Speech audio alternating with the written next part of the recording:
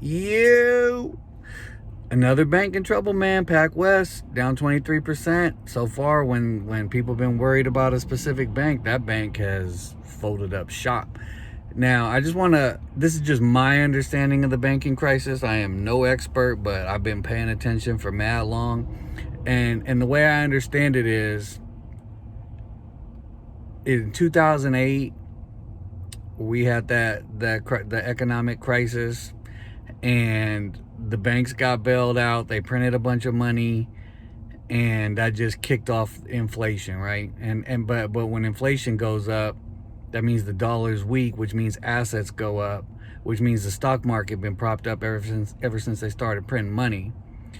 So that's also the year that the Satoshi, whoever that is, created Bitcoin to help the people out of this bullshit ass banking crisis, out of this bullshit ass crisis, financial crisis. They saw how it was run. They saw that they were kicking the can down the road, not solving any problems. So they've been printing money since 2008. Then COVID hit. Think about this: all the money that's been printed ever, U.S. dollars in the history of forever, got printed in 2020. That's crazy, right? So supply and demand tells you that inflation is about to be crazy. Shout out to my warriors. Inflation got to be crazy from a supply and demand standpoint, right?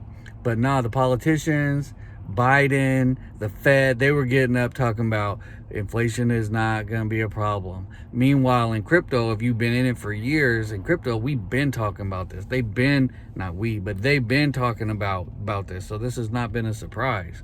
I've been trying to tell everybody since before inflation was a hot topic. Now, so that's 2008, printing money till then.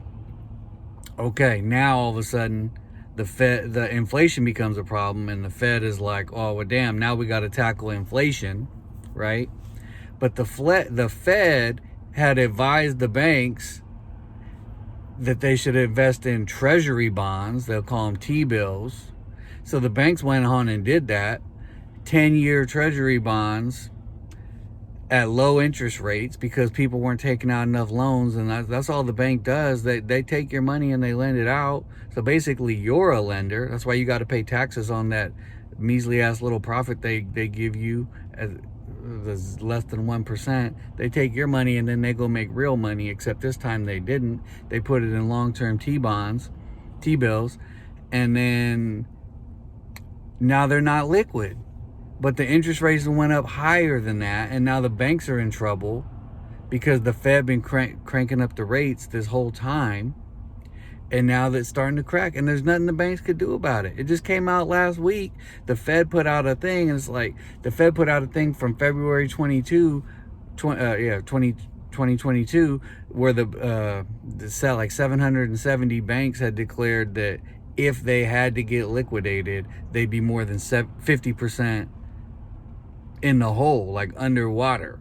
I was like, okay, so we pushing 1,000 banks that are like, okay, we're underwater if we need to do it. And then Elizabeth Warren wants to tweet out on that first bank out in Silicon Valley that they were in trouble because she saw the Fed report before everybody else. We're gonna say that caused a run on that bank, and now it's a hot topic. Everybody's talking about it, and these banks are falling down like dominoes, one after the other, because the Fed's cranking up rate hike. They're hiking up rates.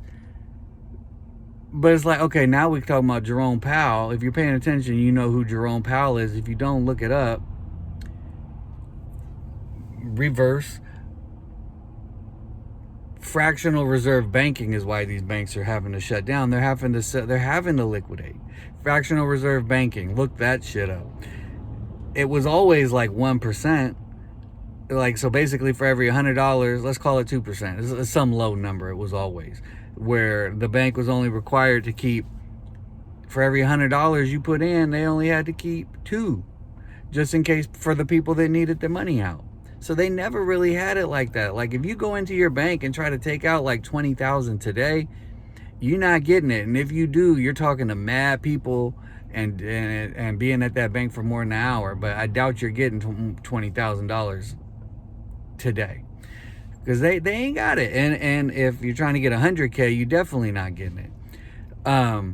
So fractional reserve banking. But then during COVID, Trump went and changed the shit, and now they ain't got to have nothing. So that's why these banks are closing up shop, because Warren tweeted out that the banks were in trouble. And I mean, people in the know saw the report also. They're taking out big money. And now the bank got to sell their treasury note, their T notes their T bond bills at a loss. And then they're done.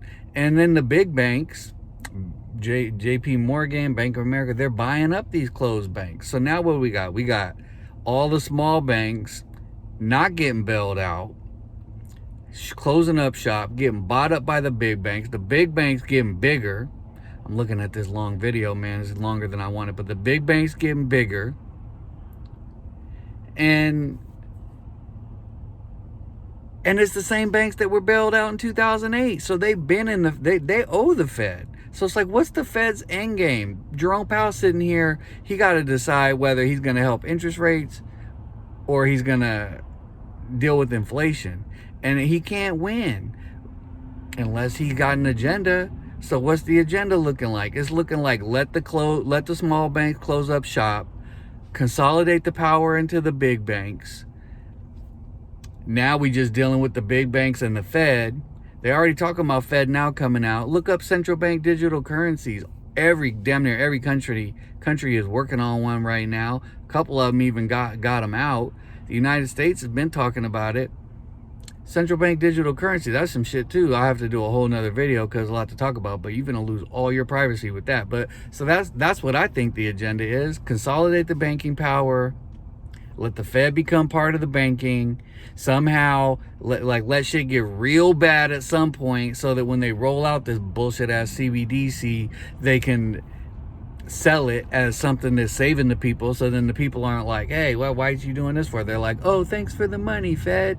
But now they got all your information, all your privacy gone. They can shut up your bank, freeze your you get on TikTok talking like I'm talking right now, my shit might get cut off. I might get in trouble. Now we're talking about what China's doing. Like, that's the type of power they could have if they wanted it. And that's what it's starting to look like, because why aren't they bailing out these little banks?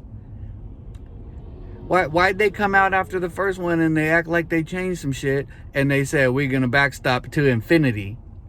But then when they got really questioned about it, they said they not bailing out the small ones. They said only the ones they deem systemically necessary. And it looked like they're not deeming the little banks systemically necessary, because they're letting them go down like dominoes and letting the big banks buy them up. So who have they set up? Who have they set up this unlimited backstop for? The same big banks that have been not running shit right since before 2008. Look up Jamie Dimon, man. He's a sleazy son of a bitch. And also, look at JP Morgan Chase, Bank of America, Wells Fargo. Google them and find. First off, don't use Google. I got to put up another thing. If you're worried at all about privacy, use DuckDuckGo or install the Brave browser on your thing. You could watch. Anyway, I'll do a video on that. But Brave browser, DuckDuckGo, if you care about your privacy in terms of Google searches. But what was I saying? Oh, Jamie Dimon is a son of a bitch, and he's buying up all the shit. And then Warren Buffett got something to do with this, because this is a long video. Warren Buffett, he helped bail out these same banks in '08. And a couple years ago, he started selling all his bank stocks except Bank of America and Chase and the big banks. Like, he knew what was on the horizon. So I don't know, man. He's in the know. The Fed got something. It's a plot. My guess on what's the end game might be wrong, but look up CBDCs. Look up central bank digital currency. Look up fractional reserve banking. Look up Jamie Dimon's sleazy ass. And I'm sorry for this long video. Shout out to my Warriors. Game 6 a must win for everybody, because they do not want to go back to Golden State. Holla.